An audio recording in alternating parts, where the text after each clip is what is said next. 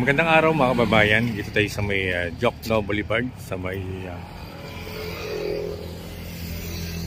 sa tulay ng Jokno Boulevard sa may Pasay City. Ayan, kukuha natin ang ating update dito sa may ongoing reclamation project dito sa may lungsod ng Pasay, sa may likod mismo ng Mall of Asia.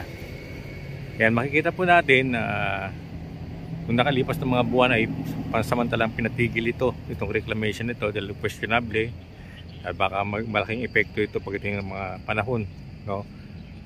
At magkaroon ng pagbaha dito sa may Metro Manila. Ayan, low tide ngayon dito sa may parte na to. Kitang nalutang yung yung gilid nitong dagat. Kaya makita po natin yung tambak doon, no? Ito yung unang tinambakan, yung Island A. Makikita po natin na talagang napakataas na ng tambak ng buhangin dyan.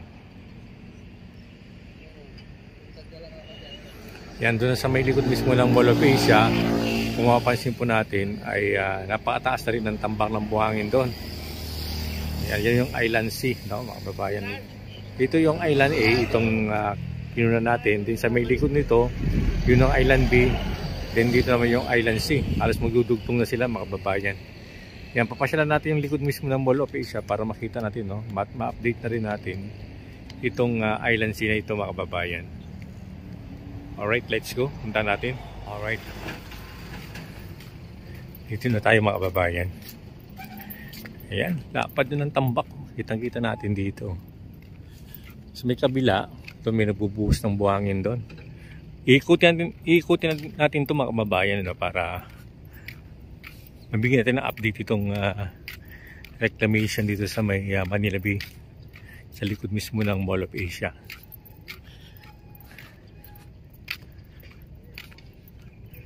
Ayan, may tatlong isla to. Island A itong ating tinutukan ng ating camera. Sa kabila yung Island B, and then Island C dito sa may likod mismo ng Mall of Asia. Tampak na rin dito, taas na rin.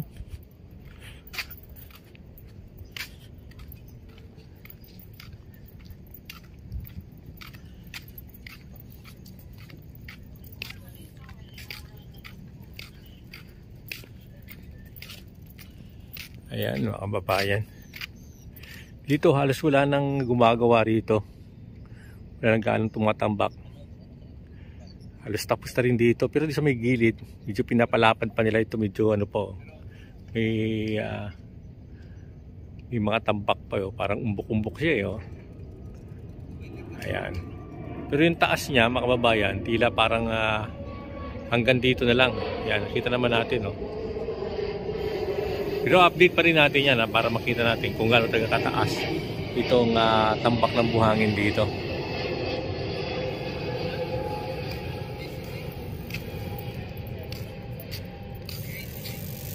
Yung may nagbubuso. Yan, may mga backhoe na rin pala dito. Sa likod na mismo ng Mall of Asia. Talaga magdidikit na siya sa may seawall. Lapit siyang dumikit sa may pinaka-seawall na.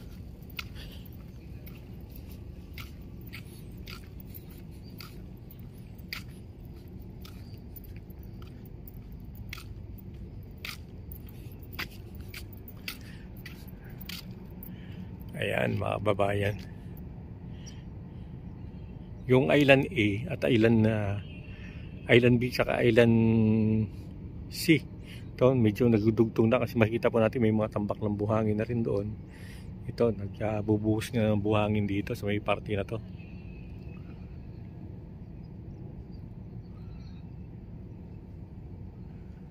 Yan lang po, mga kababayan, no? Ito na po yung likod ng Mall of Asia. Ayan, kasi ito yung makikita po natin yung Ferris wheel, sa may bandang unahan. Yan, ito yung tambak dito. Talagang nasa likod na siya ng Mall of Asia at malapit siyang dumikit, mga kababayan, dito sa may pinaka-seawall niya. Ayan, bali kasi ang itong reclamation project itong SM Prime Holding na to, tugtong talaga siya dito sa may Mall of Asia. Kaya yung pag natapos to, ayan, napakalapad na, no, ng pwedeng pasyalan dito sa may Pasay City. Itong umaabot siya ng 360 hectares, mga kababayan, itong reclamation project na ginagawa rito. Ganun kalaki, no? 360 hectares.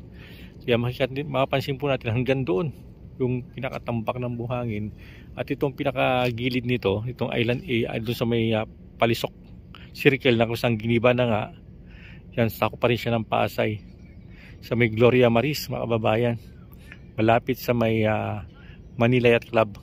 Ayun, yun ang hanggang doon yung pinaka-boundary nitong reclamation project. At ito nga, hanggang dito, dati alam dito, wala pa, hindi pa tayo nakikita ng forma dito kung hanggang saan dito eh. Pero hindi siya pwede lumampas sa may Pasay, no? Kasi nandun, Parañaque na roon. Pero hanggang Pasay lang kasi proyekto ng ano to eh. Talagang hanggang Pasay City lang talaga to. Yan, sa ngayon mga babae, medyo maaga yung ating update dito sa may Manila Bay Reclamation Project. Kaya kung mapansin natin, wala tayong nakikita pang gumagalaw, no? Gumagawa, pati itong mga bako na nakikita po natin ay hindi pa siya kumikilos. Dahil talagang ang time natin ngayon ay 7 in the morning pa lang. 8 ang start ng trabaho niya. Pero itong mga barko na nagtatambak ng buhangin ay 24/7 niya, mga kababayan. Wala silang oras. Talagang tambak na sila dyan. Kaya mabilis yung pagkatambak nila ng buhangin. Kasi wala silang oras. At ang pagkakaalam natin mga kababayan, itong mga buhangin ito ay galing dun sa may Zambales. Ayan. Ayan. Tapos natin mga kababayan natin pumapasyal dito. Nagwo-walking. Ayan. Mga bikers, karamihan dito mga kababayan. Mga bikers. Ayan. Lapad na oh. Mapansin po natin no? Ito tagang pinapalapad pa to eh. Kasi magdudugtong yan dito eh. Kaya makita po yung tambak ng buhangin, no? Yan. Pero hanggang dito na lang siya. Kasi dati alam kong ito sasakupin pa tong yung mga parkingan ng yate rito. Kasi may park ng yate rito. Kung pupunta ka ng Bataan, yan, may mga barge dito na pwede mong dito ka sasakay papunta ng Bataan. Yan, dati alam kong itong party na to sa may party ng yung mga yate ay tatambakan din ng buhangin. Kaya ayan, isa sa mga aabangan natin ay update natin kung ito'y tatambakan hanggang dito, no? Kasi ay hindi na makababayan, hindi na pwede nilang tambakan pala to dito kasi yung kanina pinanggalingan sa may Jokno Boulevard, sa ibabaw tayo ng flyover. Ayan, hindi pwede tambakan kasi doon dumadaan yung tubig galing sa Pasay. Yan, hindi pwedeng daanan niya kasi magbabara. Hindi pwedeng tambakan na pala to. Pinaka way na yan ng mga tubig na dumadaan galing sa may mismo sa mga parte ng Pasay, sa lungsod ng Pasay.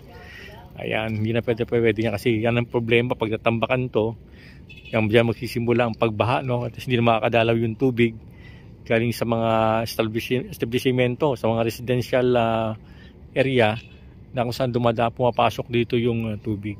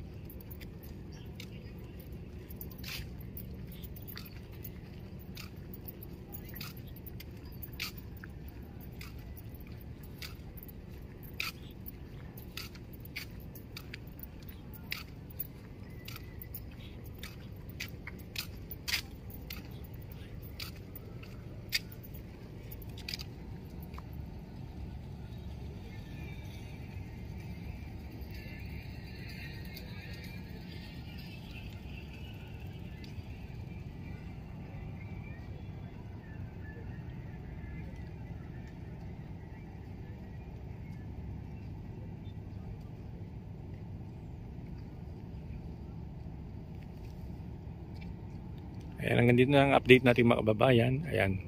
Pero subaybayan pa rin natin to para mapabot natin sa inyo yung mga kaganapan na nangyayari sa may reclamation project sa may lungsod na Pasay. Alright, thank you po and God bless.